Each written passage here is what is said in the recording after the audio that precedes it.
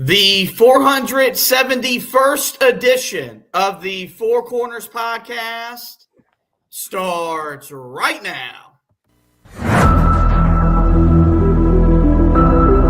This is the Four Corners podcast. And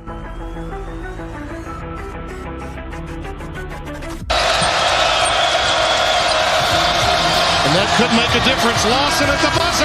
Good! Maybe not. Ty Lawson wins it at the buzzer. Deep three. And Green rips down the rebound in traffic. 4-on-1. What a great job. What a terrific job in transition. I mean, you couldn't plan that any better as a coach. Gets the roll. Here we go. Page has it. Carolina down one. 84-83. Page into the front court with 4 seconds. Page to the rim. Got it! 9/10 of a second to go. Inbounds. Washington gets it to Warren. His full court shot. No good. Marcus Page does it for the Tar Heels. Carolina wins it. Don't force it if you're Goss. Comes in. Blocked by Meeks. Buried up ahead to Jackson. And he tucks it down for the 5-point lead. Matthews off the mark. And this year, the confetti is going to fall for North Carolina. They're not going to be denied this time. Inside 30 overall. Love, top of the key. Oh! Big time delivery. Here are your hosts, Josh Marlowe and Anthony Pagnotta. Hello and welcome to another live edition of the Four Corners podcast. We are powered by Carolina Electrical Services. Josh and Anthony back with you guys once again tonight, about 6 hours or so after Carolina went on the road at Notre Dame and secured a dramatic 74-73 win over Notre Dame to improve to 9-6 on the year and 2-1 in the ACC in a game that Carolina absolutely had to have. This game would have really put them on the wrong side of the NCAA tournament conversation and put them in a position where they have to win 2 high-quality games in conference play to make up for a loss. Luckily, thankfully, that was not the case, as Elliot Cadeau, the guy that was in position to force overtime at Kansas, took a 3 to tie the game, and in the process was fouled. And he went to the foul line and made the free throw to give Carolina the lead. And Marcus Burton would miss a really good look at the buzzer, but Carolina was able to hold on and secure the 74-73 win against the Fighting Irish. And in case you haven't seen what that play looked like, or in case you haven't heard what it looked like, here's what it looked and sounded like, courtesy of CBS. The first 5 to 6 seconds at the bucket. Jackson. They're looking for a 3. Yeah, they're looking for a 3 now. Cadeau for 3. He's fouled. Here's a chance at a 4-point play. He's tied it. And the Tar Heels can surge ahead with under 5 seconds. Wow. Wow, indeed. If this would have been a game on ESPN, you might have maybe heard a booyah to pay tribute and honor to the life of Stuart Scott, who we lost 10 years ago today. But buddy, we'll sit just right here before we get to the other stuff when we recap this game, this win for the Heels. Obviously, it's Saturday. We hang out watching all the games today, college football, no matter what it was. And today, when that shot happened, was not really expecting that shot to go in. And then the shot goes in. You hear the whistle called. So I automatically knew that he was fouled. And it was a great call by the official. Because the defender was in his landing zone. Words were said that can't be repeated. Words were typed on Twitter that, once again, cannot be repeated. But, at the biggest moment of the game, the guy that has struggled the most for the last month and a half, amid all the emergence of Ian Jackson and what Seth Trimble has done, it's all been at the extent of Elliot Cadeau not being the player that he had been in the first couple games of the year and not being the player that Carolina needed him to be. But lo and behold, when the team needed him the most, he put on his Superman cape, his Batman cape, whatever you want to call it, and he was there to rescue Carolina, not just in this game, but maybe their season. Yeah, I mean, that's the thing, is that one of the most criticized guys on the team is the guy that saves your year. Because if Carolina loses this game, Tyler Zeller said it in the post game when him and Dave Nathan were talking on the Carolina post game show or on the sports network. I mean, dude, it's this team basically goes to being off the bubble, having to fight their way back in, and gets into a scenario where they at least have to win one of the games against Duke, if not both of the games against Duke, depending on how bad Notre Dame actually ends up being. Now, here's the thing. I think that Notre Dame will actually end up being a lot better than they were in the non-conference, because now you've got Marcus Burton back. Does that mean that I think this is a game that Carolina should have been in until the end? No. But when you needed a guy to step up and make a shot, and we all had the same reaction, when he did not give the ball to Ian Jackson, give it back to him because Ian Jackson gave it to him, we thought, okay, give it back to him. And when he decided to keep the ball, everybody was probably like, come on, what are we doing here?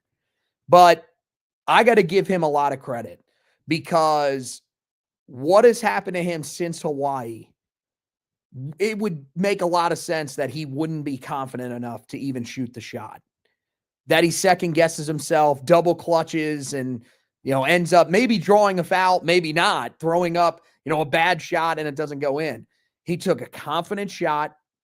It was a good call because he was in his landing zone. Matt Aiello, I believe, was the guy that was in his landing zone for Notre Dame. And then, I mean, the thing is that, yes, you hit a big shot to tie the game. Then you have to go to the line and win the game at the foul line. He is admittedly not the greatest free throw shooter. And so for him to step up in that moment with the game on the line there and make that shot was huge. Then not only is he the guy that ends up having to hit the shot to tie it, make the free throw to take the lead, he's then the guy that has to defend Marcus Burton down the floor and not allow him to score. Now, I thought he backed up a little bit too far. He gave him pretty much the layup. He said, look, go for it. I'm just going to contest it at the rim and hope that you don't end up making it. But I mean, I kind of get it because of how the game was being called. You didn't want to put too much resistance on him and foul him 30 feet from the basket on a touch foul. And all of a sudden, okay, he's shooting free throws to win the game. But I thought all around, with the game on the line and the game in his hands, he did a great job of stepping up and keeping Carolina's season alive. And he deserves a lot of praise for that, just as much praise as he's been receiving criticism here over this recent stretch. Well, it just goes back to that old Roy Williams quote: "If you're gonna take the shot, you gotta be tough enough to make it." And he was tough enough to do just that. He was tough enough to take the shot at Kansas, just didn't make it.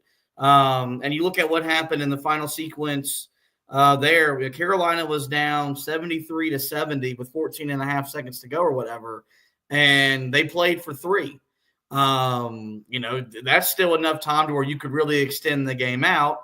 But at that point, Carolina said, nope, we're going to play for the tie and live and die with the results. The plan was to get the ball to Ian Jackson. Credit Notre Dame, they took that away. But also credit Elliot Cadeau realizing that initial play isn't there. So now what's the secondary option going to be?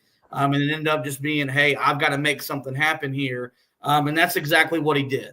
He deserves a lot of credit. He scored the last 6 points of the game because he got the layup to make it 71-70 when Carolina played for the 2 as opposed to playing for the tie. Of course, they found, and now we're in the whole, let's get to the point where we're extending the game. But he made the 2 biggest shots down the stretch. And for a kid that's been criticized, and rightfully, I mean, he has earned the right to be critiqued.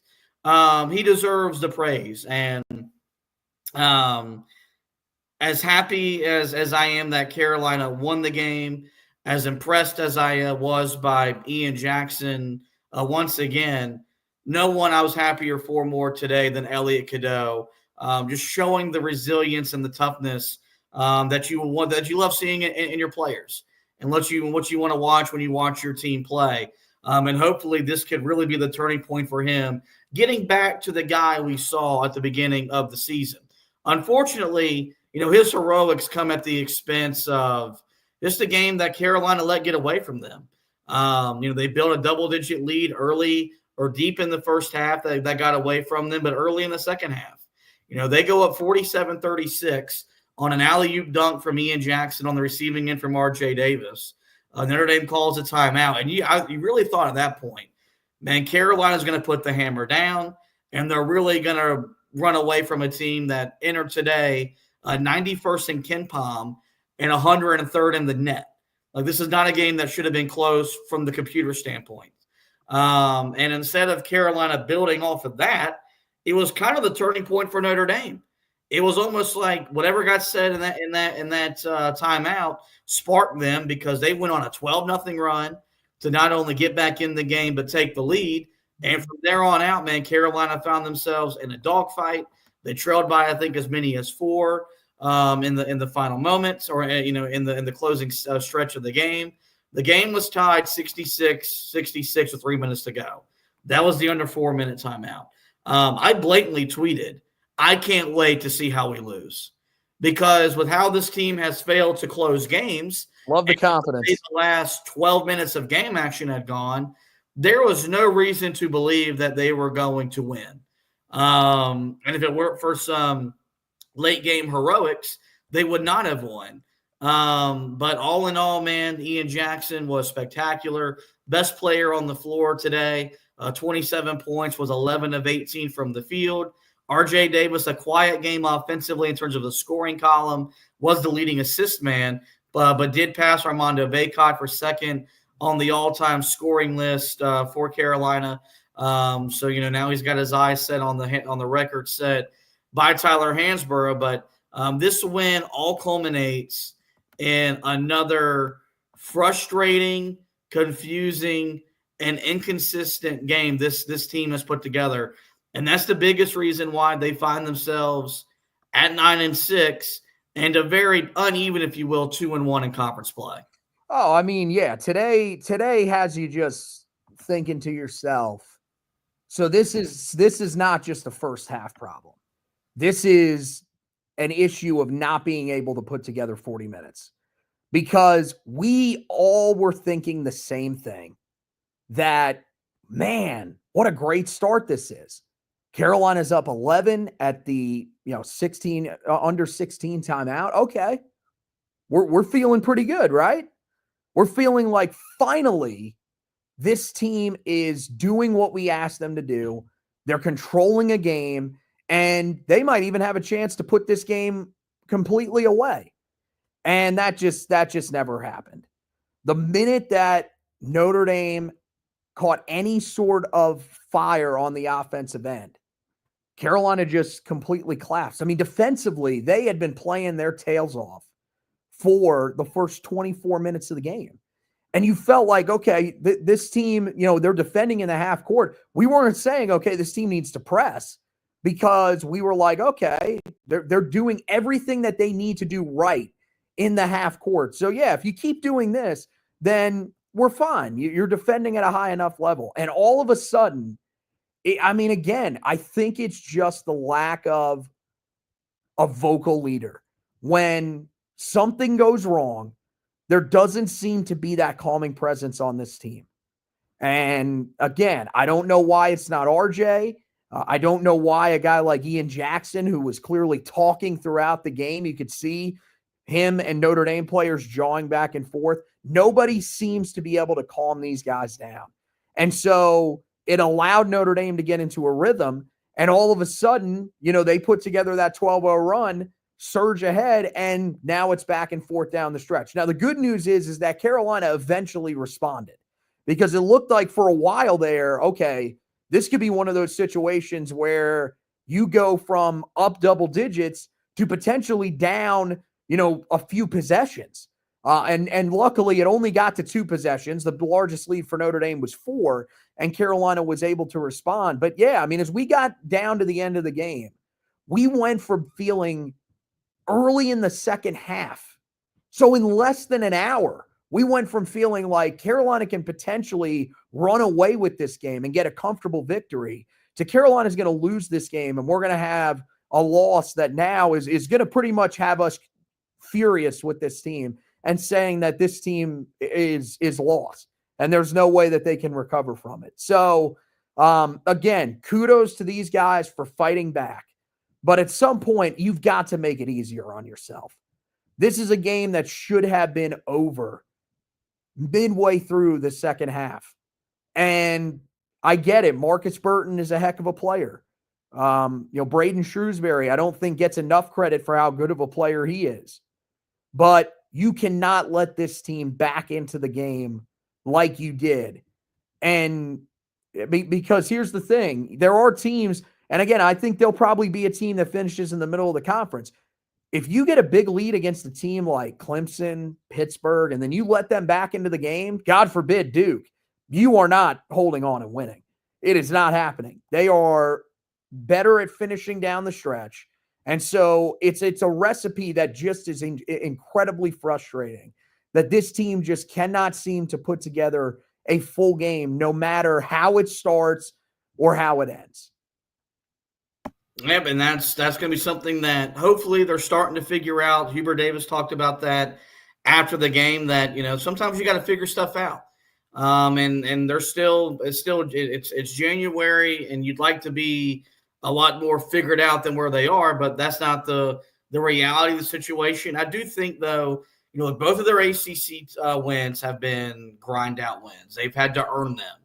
And I think that speaks volumes, because you got to win games like that in this league.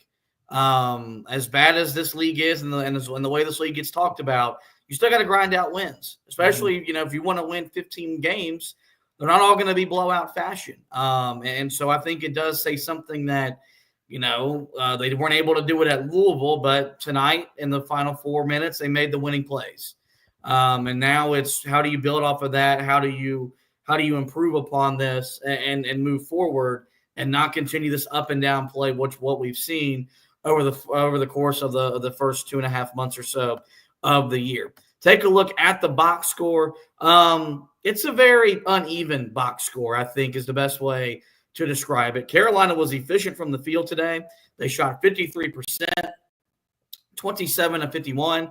They held Notre Dame to 44% shooting, and that was after they shot the ball at a really high level in the second half at 48%. Both teams struggled from the outside. Carolina 6 of 21 for 21%. Notre Dame was just 7 of 23 for 30%. The foul line, Carolina 14 of 18, 78% from the foul line. Notre Dame 16 of 21. But a big thing there was they missed 3 big free throws down the stretch in the second half that allowed Carolina to stay within striking distance and ultimately win the game. Both teams committed 13 turnovers, but Carolina was +6 in points off turnovers. They scored 16 points off of Notre Dame miscues, just 10 Notre Dame points off of their mistakes, or off Carolina's mistakes, rather. The Heels did get out rebounded today. They lost the rebounding battle 32-30, including they won the defensive battle 25-20, but lost the offensive rebounding margin 12-5, which means they lost the second chance scoring opportunities 7-2.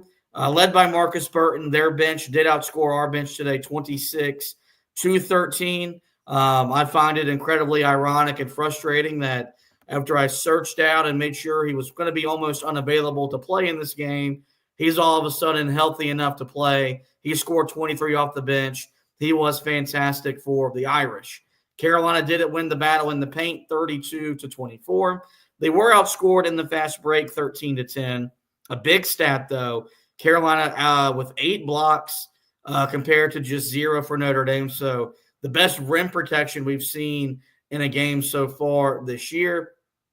And Carolina added 14 assists on their 27 made baskets. So over 50% of their baskets were assisted on. Notre Dame with just 7 assists on their 25 made baskets. The game was tied 9 times. There were 17 lead changes.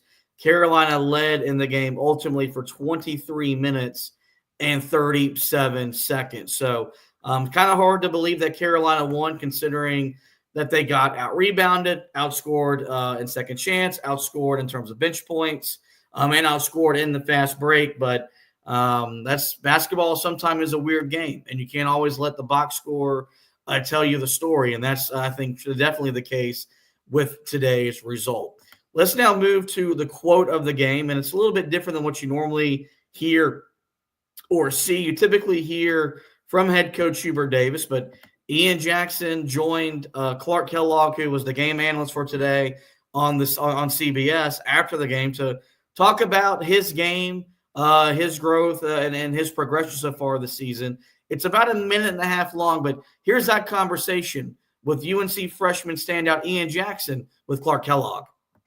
Well, Ian, congratulations. Another 20-point-plus game for you. What's changed for you over the last couple of weeks? I mean, you've been good all year. Is there anything you can point to that's allowed you to ramp it up over the last few games? I'll say just keep building my confidence, throughout the games. Early on, I was confident, but I wasn't playing the most. Then as the games went on, I kept playing good, kept playing well. Minutes went up, and then kind of let that confidence show and just play my game. Yeah. Coach Davis talks about how much you want to improve, how you check in with him, and how can I get better. Where does that hunger and drive come from for you? Just remaining a student, I understand in my game it's a long way to go, I got long ways where I want to be, and I'm nowhere near close to how good I can be at. So just from understanding what I got to learn and how much more I have to learn, and asking him, asking questions, I just want to learn way more. This has to feel good. I mean, you guys have struggled, been a bit up and down, coming off the Louisville loss. Talk about what this might mean for you guys going forward. This is huge, man. This is huge. We take pride in ACC games. We won ACC last year, and we want to look to do that this year again. But ACC games are always huge for us. It's a step in the right direction for us as a team, as a unit, as individuals. And this is a confidence booster, and then looking to keep rolling. Yeah. Well done. Congratulations on a great game and a good win today. Yes, sir. Appreciate it. All right, so a lot to really, I want to react to what he said right there. The student of the game thing has become the most, the thing you hear Hubert Davis talk about the most. He texts Hubert every night at 11:30, and he goes, Coach Davis, and then he replies, Player Jackson, and then he asks him about how he can grow. I think it's an example of how good of a kid he is, how much he wants to win. And the other thing is you're seeing this come to life. His improvement defensively as an on-ball defender in the last month has been very impressive. Mm-hmm. For a guy that is the best offensive player on this roster, is a walking bucket. He has improved dramatically as a defender, which he needs to be if he's going to play 38 minutes moving forward like he did tonight. I also thought it was important how much that, he talked about winning the ACC. And that's their goal. That's their mindset, trying to defend that title. Look, I don't think it's realistic. I don't think it's something that this team is going to do.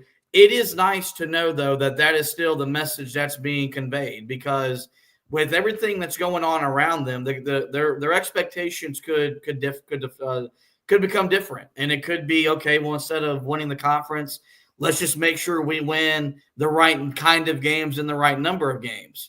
But, we know how much this program historically values the regular season. We learned that as Carolina fans growing up under Roy Williams.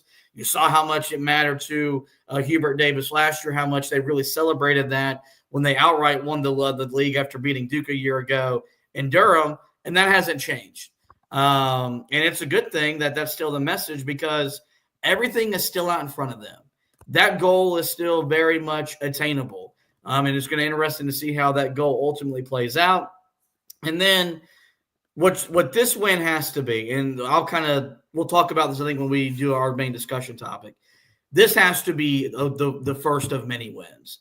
This has to be a win that leads to a win on Tuesday, that leads to a win next Saturday. This has to be the start of something.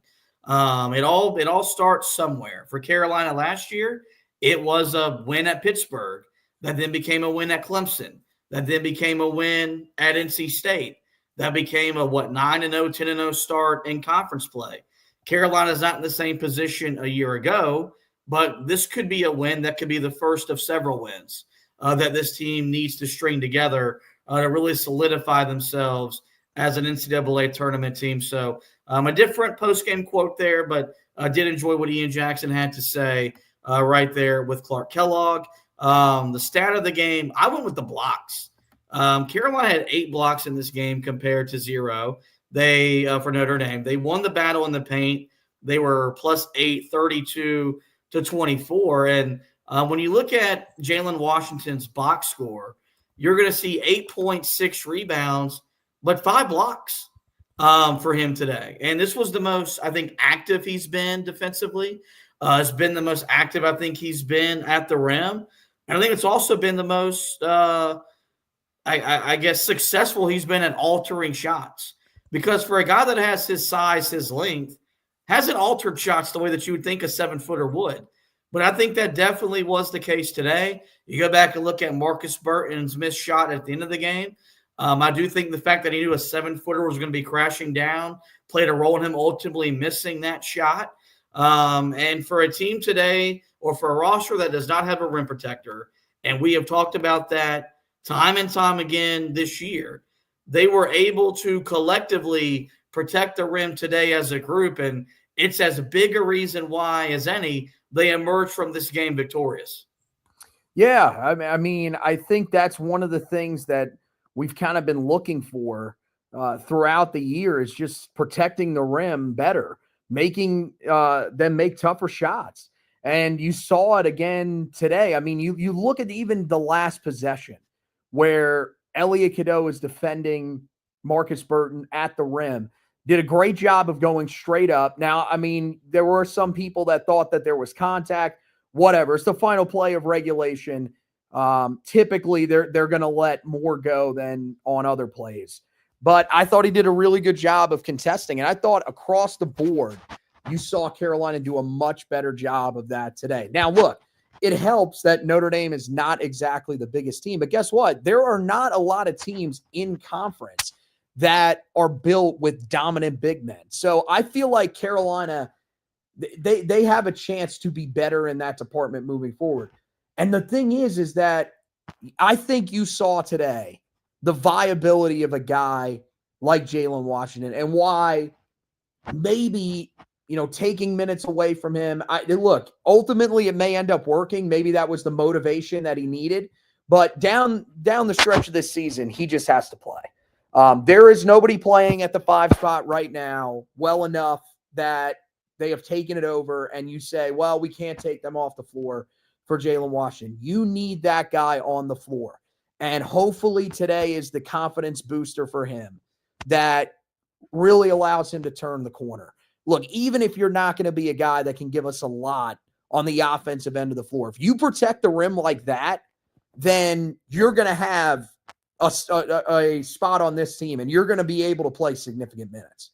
And that was the biggest thing that we were hoping for from this position, because the way he played today, I mean, rebounding wise, you'd probably want, a few more, but even still very similar to some of what we've seen production wise out of a guy like Clifford Amore this year at Alabama. Now I know he had a bigger game today for the Crimson Tide in their win over Oklahoma, but for the majority of the season, that's pretty much the numbers that he's been putting up. So if you can get this type of performance consistently moving forward, you don't need 5 blocks, but just be a guy that can alter shots on the inside, then I think Carolina has a chance to be really successful. And it's why when there are some people that push back about this team playing a lot smaller and playing with a guy like, I mean, there was a suggestion at one time, I believe you even brought this up, of playing with Powell at the 5. You're playing Jalen Withers at the 5 spot. They don't bring the rim protection that you're hoping a guy like Jalen Washington can bring moving forward. So it's all about this game. This has to be the turning point for a lot of reasons this season. This has to be a game that you felt like, hey, we survived it, and now this is sort of our wake-up call that we really have to start putting together great games in conference play. We can't just sleepwalk through it. So hopefully, certain areas that we saw today extend moving forward, and there's other areas that Carolina looks to improve it. Yep, and we'll find out on Tuesday night, and we'll find out in the weeks to come if this was maybe the potential turning point of the season. Let's get into more thoughts, more takeaways from this win over Notre Dame. We'll circle back to Elliot Cadeau getting his redemption. For whatever reason, that missed shot against Kansas, I think more than anything took away his confidence. Like Hawaii is where I think it really boiled over, but I think it really goes back to what happened when he missed the shot against the Jayhawks in the second game of the year. I get being hard on yourself. How many guys in that moment make that play in college basketball? I don't know if any. That's the toughest place to win. That's a team that's capable of winning a conference championship and a national championship. So there's not a lot to be disappointed in not making that shot. But, I do think it played a role in why he struggled the better half of the next month or so. Today, though, he gets his redemption. And you could see the smile and the joy on his face while they were reviewing it. I had no doubt he was going to make the free throw. A kid that made that shot, I knew he was going to step up there and make it. And he did. And it culminated in a quietly a really sneaky good game for him because he had 6 assists with just 1 turnover, struggled with the fouls. We'll talk about that as a team here in just a minute. But you saw some vintage Elliot Cadeau stuff where was passing guys open, creating dunk opportunities for Jalen Withers, Jalen Washington, finding guys to create scoring chances that no one else on this roster can simply create for other people. And, then you add the scoring punch to it, and it feels like this is really his first real pick-me-up game in the last month, a month and a half. This is a kid that, as much as been criticized, has always said and done the right thing. Like you go back after the loss to Bama in the tournament, 98% of kids in this climate would have quit on Carolina and went and found somewhere else to go play. But he said, the heck with that. I'm going to use that as motivation, get my butt in the gym, and put myself in a position to not be taken off the floor in a critical moment again. And we could sit here and talk about maybe it's the way the roster is constructed or whatever. But as we've talked about the emergence of the 4-guard lineup, we have made sure to highlight the importance of Elliot Cadeau being a factor in those 4 guards. Like it doesn't need to be the triplets of Davis, Jackson, and Trimble, and Elliot Cadeau on the floor as well. Now, we used to be a driving force of that lineup, and we haven't had Trimble the last couple of games, so we haven't had to see it really all come together and play at the level that I think that quartet is capable of playing. But if those 4 are playing at their best, it involves Elliot Cadeau playing at his best. And I think, the assist numbers have gone up. The turnovers have gone down. He added the scoring today there in the closing minutes. He scored the final 6 points of the game for Carolina, and this could be the game, the turning point as much for any individual player that if Carolina goes on to have any sort of the type of season we wanted to have, top 3 in the league, second week of the tournament, whatever, this could be the game for him where he went into another gear and played at the level that Hubert Davis almost promised he was going to play at back during the preseason. Yeah, that's what I was thinking. More than anybody on this team, I think that moment for him was huge because now I feel like you're going to see a more confident player moving forward. And when it comes to confidence really impacting the way that a guy plays, I don't know if I've ever seen a player in Carolina history that's been more impacted by that than Elliot Cadeau. He's a guy that when he is playing confidently, he is as difficult of a player to stop because he has the ability to score it. Shooting wise, I think that's something that's still developing. Although I will say that, with the shot today and really just overall, some of the shots that we've seen him hit in big moments for this team so far this year, that narrative needs to sort of disappear a little bit. He's shooting the ball a lot better this year. The biggest thing is that you need him to be more involved in the offense.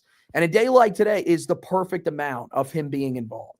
especially once Seth Trimble gets back for Carolina. If you can get this type of production from him, because what happens is when he is not playing confidently, he just doesn't take shots. He doesn't look for a shot. He's always looking to pass. And I think that results in some of the turnovers that we see because he's trying to force things. He's like, I've got to get it out of my hands. You're right. Hopefully today is the day that sort of turns for him. Now, don't get it wrong. This doesn't mean that you should be hunting your own shot like you're Ian Jackson.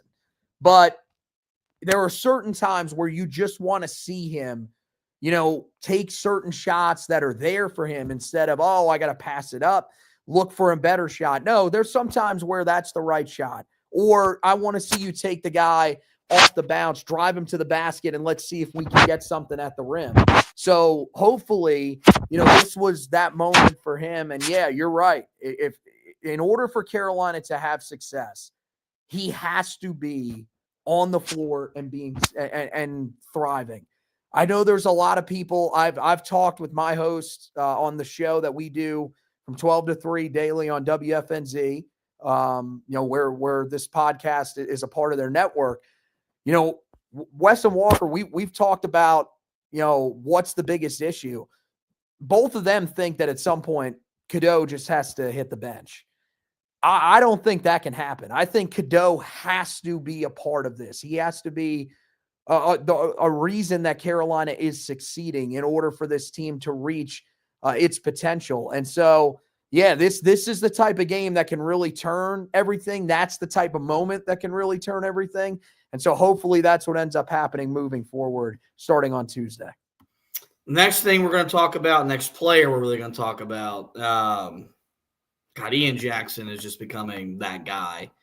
And I thought, one of the things that I think Jay Wright pointed out during the halftime of the game is you're part of the now work in progress Carolina is in is playing through him. And that's going to be an adjustment for a fifth-year guy like R.J. Davis, who's had to adjust to not being the guy, to being the guy, to being the guy with help, to now being the guy with help, but the help's also back in the backcourt. But, we said it going into the game, and as much as I love RJ, it's what I believe. This team needs to run through Ian Jackson. The offense needs to play through him. He's their best player. He's their best talent.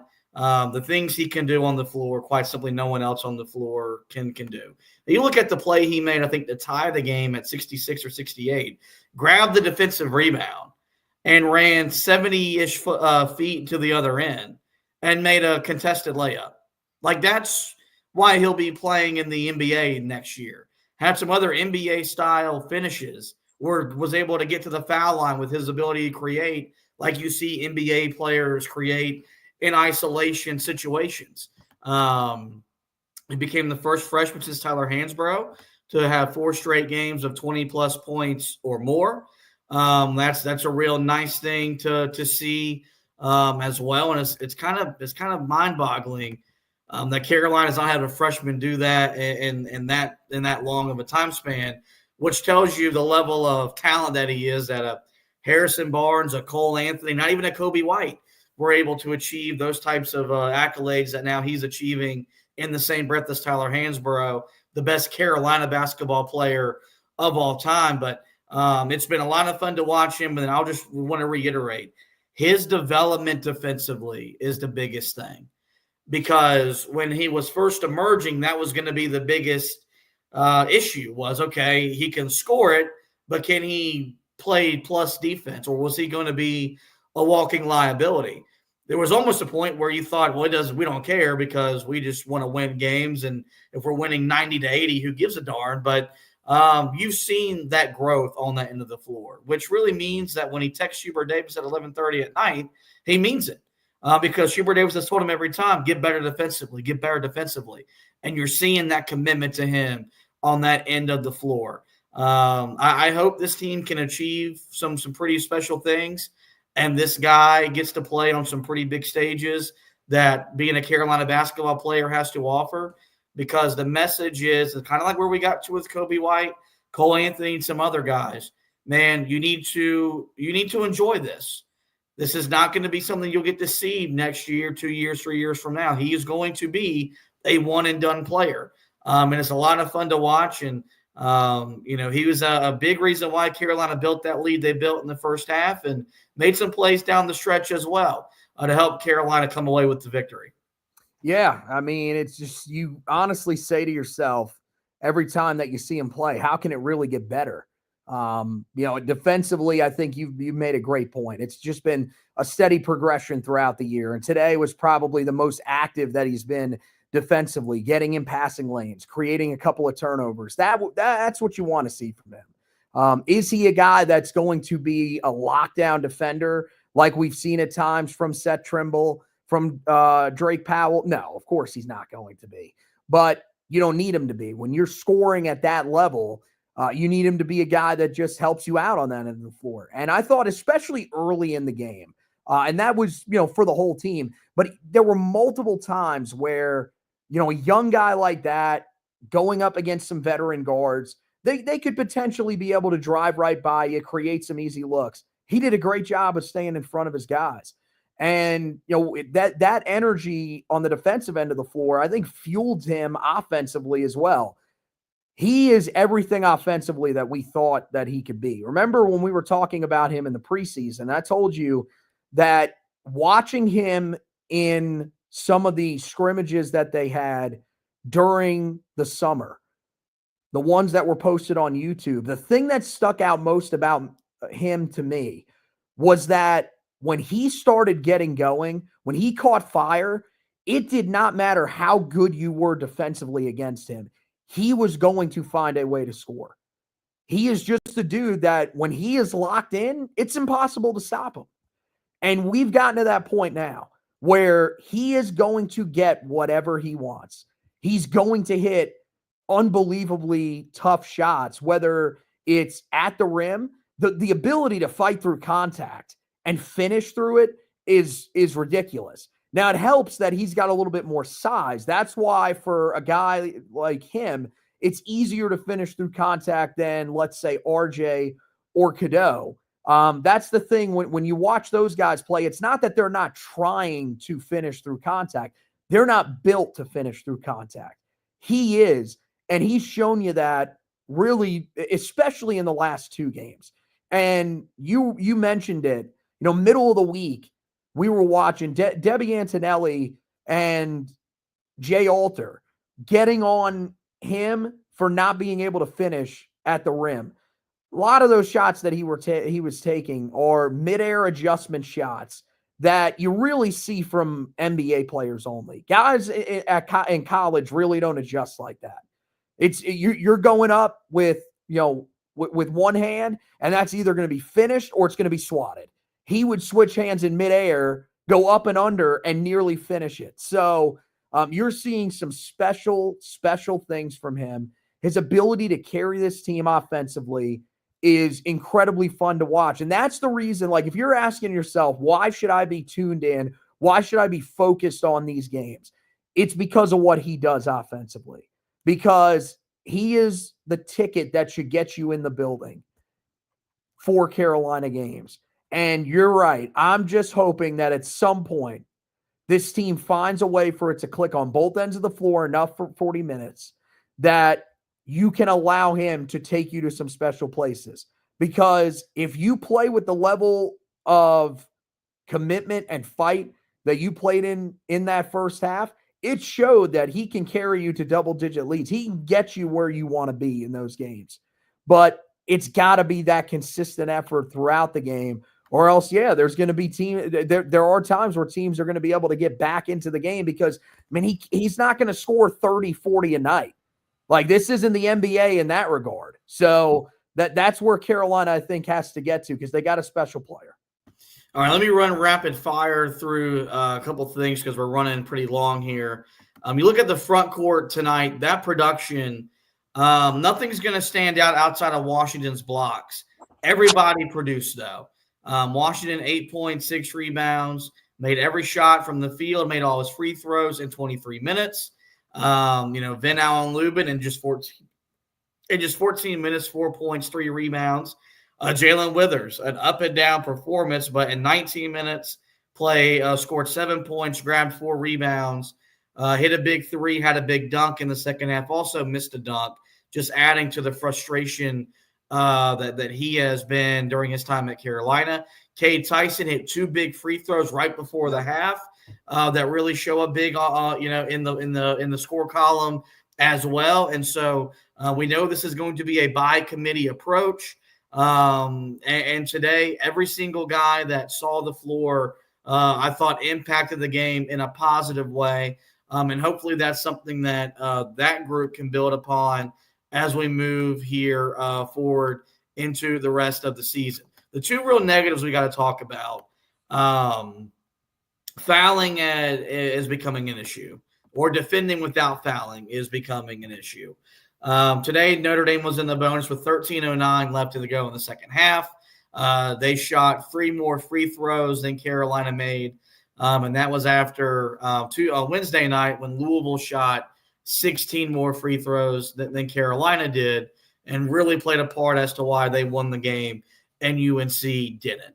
This could be something as simple as Carolina's on the road, not getting the benefit of the doubt, whatever. The issue with today is, you did the whole first half you played defense without fouling and played at a high level. I mean, you held Notre Dame to 32 points. They did not shoot a good percentage from the field from behind the 3-point line. And then in the second half, you come out and I mean, I don't mean to be, rude. You just played stupid. And we're doing things that resulted in you committing just silly fouls that added up. And with 13 minutes to go, you're sending them to the foul line with the clock stopped. Now, luckily, they left some points there at the charity trip that really allowed you to stay in the game and ultimately win the game. But we're not deep enough to deal with the kind of foul trouble. I mean, at one point, every starter had 3 fouls. And so you can sit here and say, hey, that's a tight whistle. Hey, great players adjust to the level of officiating. That's always been my message that I convey is, okay, if they're going to call the game tight, you've got to adjust to that. If they're going to allow you to play physical, you have to adjust to that. I don't know if that's right, wrong, or indifferent, but that's what you got to do. Yep. And, this is something that as much as anything that has to be cleaned up when they go back through the film, when this staff evaluates the film, I mean, I would almost spend an hour and a half pointing out the fouls that they committed that did not need to be committed, that put themselves in that position. Because, man, 95% of Carolina teams could overcome those issues. This team can't, not on a night-in, night-out basis. That margin for error is too thin. And so that's got to be something that's got to be reined in, because if they keep fouling like this, it'll have them in games closer than they should be, but be kind of like Louisville might be the reason you lose a game or two that you shouldn't lose. Yeah, I mean, look, with Louisville, I think that was different, because that's a game where, with Ted Valentine and his crew calling the game, there were a lot of fouls that, I mean, no matter what you do, you would have picked them up. Early in the game, ones that come to mind, the moving screen fouls. Did we ever get a replay where they actually moving screens? We have no idea. That's a crew that you always know going in that you're probably going to be in foul trouble, because they call literally everything. And both teams saw that. Louisville was able to take advantage of it. Carolina was not. This game was different to me, because I thought, like you were saying, these fouls were justified. Carolina was fouling. They need to do a better job of adjusting. But yeah, that's one of the things that I think Hubert and the staff now have to realize and have to hammer in to these guys over the next week or so. They need to tell them, look, guys, you're in ACC play now. They are clearly calling it tighter in conference play than we saw out of conference. We've got to make an adjustment, because you can't just say, well, the officials are being tighter than we were used to. Doesn't matter. If that's going to continue throughout conference play, what are you going to do? Every game you're going to get into foul trouble and say, well, we just blame it on the officials. No, you can't do that. You have to adjust, and especially right now, until you get Seth Trimble back, you don't have any backcourt depth. You've got none. So the solution when you lose a guy in the backcourt is, okay, we're just going to have to play a little bit bigger. That's not the end of the world. But then what happens if you get into a game where they are calling things so tight, and because you picked up some unnecessary fouls early in the game, you're getting called late in the game for fouls? All of a sudden, okay, you lose Elliot and you lose one of the other two guards. Then what are you doing? Then you're having what? Drake Powell play the 2? Like, that's far from ideal. So I think it's important to stay out of foul trouble to begin with. But until they get Seth Trimble back, that needs to be hammered home to the guards that you've got to be smart, because we can't afford to lose any of you guys on the floor. You are the best part of our lineup, and we need you. You mentioned Hubert Davis and the coaching staff. And it's unfortunate that I think we're here, because I didn't think we'd be here when the season started. I think we're at the point now where everything that Hubert Davis does is going to be nitpicked, and it's going to be dissected, and it's going to be talked about probably more than it should be. I don't think that is the case today. His team won in spite of him. His team won despite him being outcoached, I thought, in the second half. And look, I said when he got outcoached by Pat Kelsey, that's not a negative thing. Pat Kelsey's a really good basketball coach. Pat Kelsey should have been in this league a decade ago. Micah Shrewsbury is a good basketball coach. Is, I think, going to be a really quality coach at Notre Dame for the next 10 to 15 years. Should not be out coaching the head coach of North Carolina, though. And I did not understand when the sky started falling and his team was outwardly crumbling. There was not a timeout called, and there was no adjustment made defensively to combat what Notre Dame had done, basically taking the air out of the ball, playing the game in the half court, and breaking you down off the dribble drive.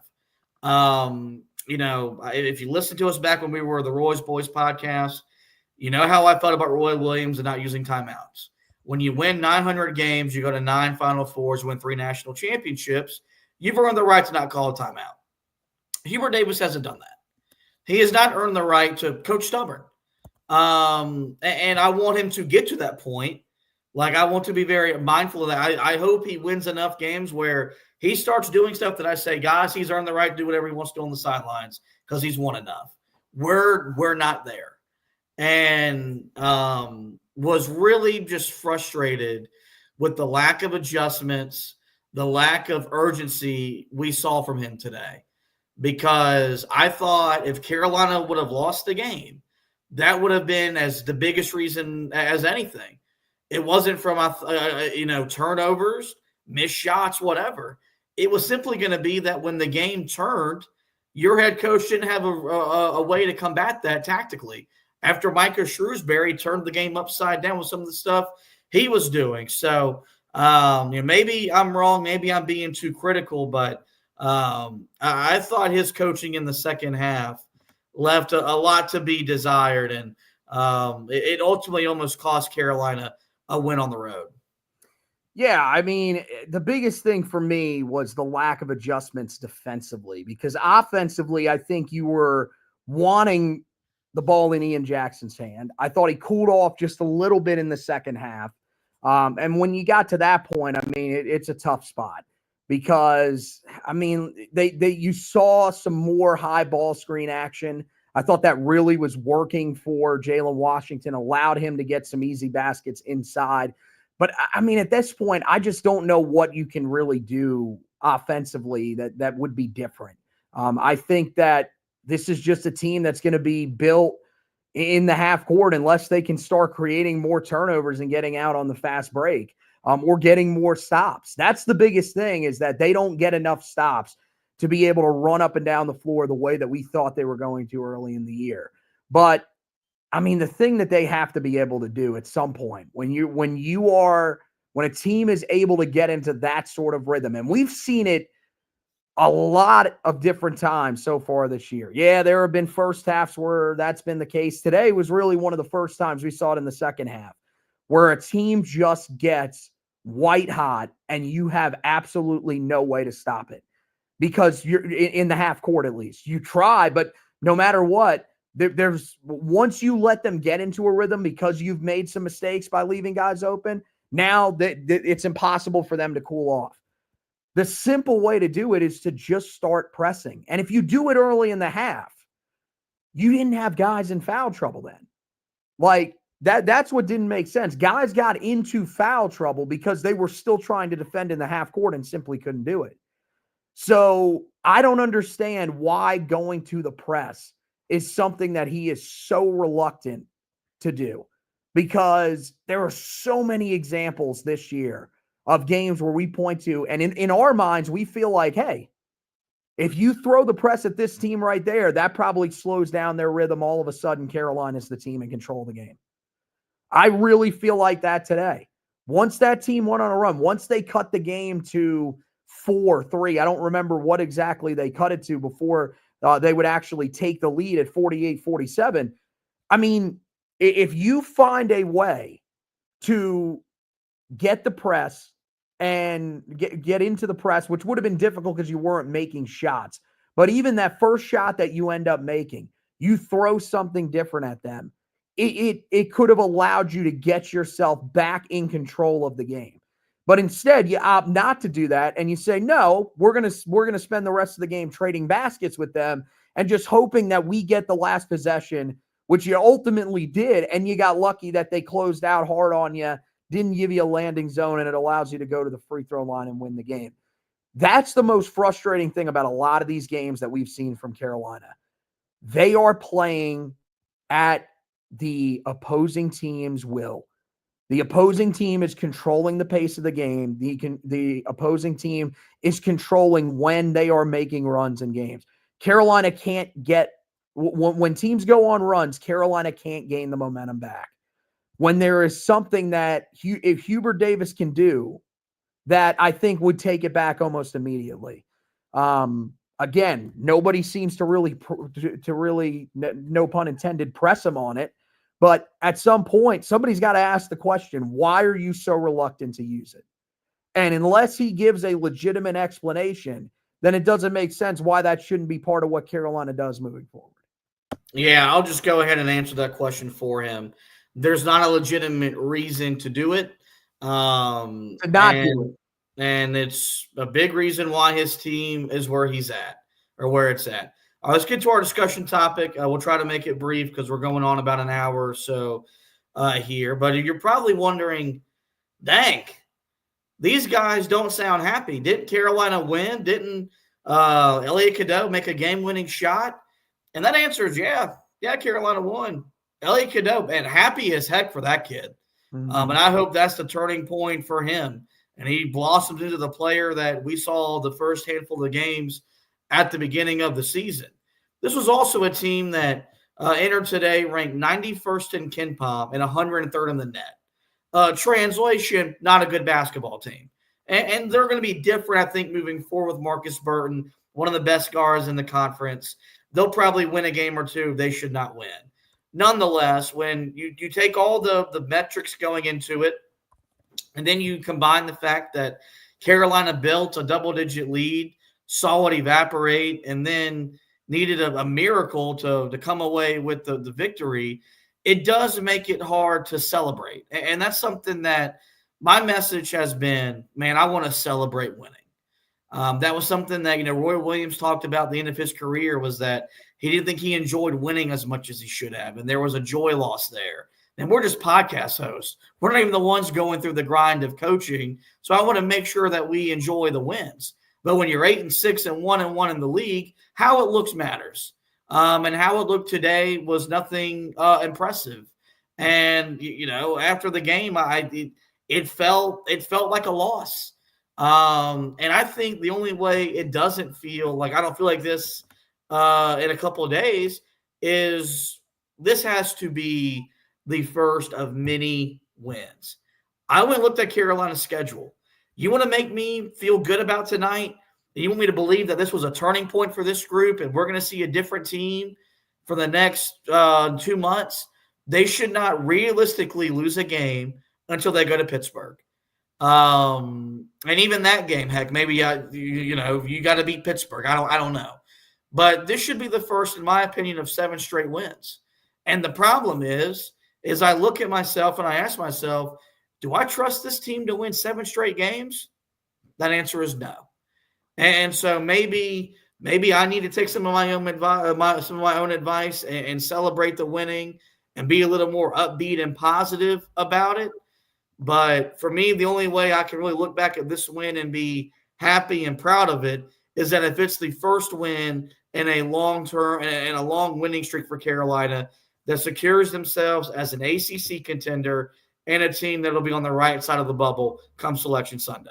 Well, I mean, that's how you should feel, because let's be honest, you look at the schedule that's there. How many of those teams are legitimate? How many of those teams do you feel like actually make the tournament at the end of the year? Because here is the stretch if people don't know. It's home against SMU, at NC State, home against Cal, home against Stanford, at Wake Forest, and home against Boston College. The non-negotiables, Boston College is one of the worst power conference teams we have ever seen. And the sad part is that's not even the easiest team that you face on your schedule this year. That's Miami later in the year, who is just absolutely terrible. But there's no way you should lose that game. That's a guaranteed win. It should be. Cal, another guaranteed win. Should not have a problem beating them. Stanford, I'm not going to say guaranteed. They do have a big man that, of course, Carolina was after at one time in Matthew Renaud. But at the same time, I mean, look, that's still a team that you should beat. Wake Forest is not exactly great. Team that's struggling shooting the ball from the outside. But that game and NC State are on the road. Biggest test is Tuesday. But again, how big of a test is SMU? They just hosted Duke today and got beat by almost 30. So I think their net ranking, the metrics, probably a little misleading with them. But yeah, do you really trust this Carolina team that struggled against a Notre Dame team that is probably in the same realm as a team like Stanford? If Wake Forest plays the way that they played today against NC State, probably in a similar ilk to that team. So it should be the first of 7 straight wins, because in this conference, you really need to win all of those games. You can't afford to have a bad loss on your schedule. But yeah, do I think that this team has the capabilities of running through this stretch undefeated? Probably not, because they haven't shown us at any point this season that they can really go through any sort of winning streak like that. And yes, their non-conference schedule was very tough, but I think at some point that this team, if they are going to make the tournament, this is the part of the schedule that they have to settle into a rhythm and be able to rattle off wins. Because if you lose one of these games, I don't think it's necessarily the end of the world. You lose 2 of these games, now you're getting back into the territory that we just talked about, of especially if it's to one of these really bad opponents. You're back into the situation where you probably have to win one of or both of the games against Duke. And that's a spot that Carolina needs to avoid. In terms of pounding your chest over today, you should not be, because this team, Carolina should have dispatched to this team early in the second half. And they led a team that's going to be in the middle of this conference, which is a horrible, horrible power conference. One of the worst that we've ever seen in a year. You let them get back into the game. And honestly, they probably should have won the game. So, yeah, you should not be celebrating as a Tar Heel fan. Today should have you probably even more concerned about the direction of the team. The way that it ended probably helps it just a little bit, because those are the types of moments that do allow seasons to turn, but it still is far from a game that you should be pounding your chest over and saying, this is a game that Carolina fans should be bragging about. Absolutely not.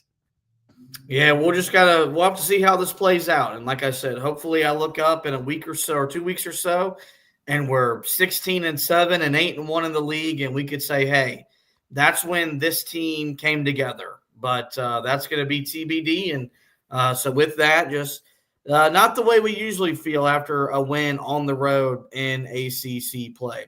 With that, guys, it is going to wrap up this edition of the show. In the meantime, we encourage you to visit the website. That's HeelToughBlog.com. The recap of the game was already up there and posted for you guys if you want to go and read that one.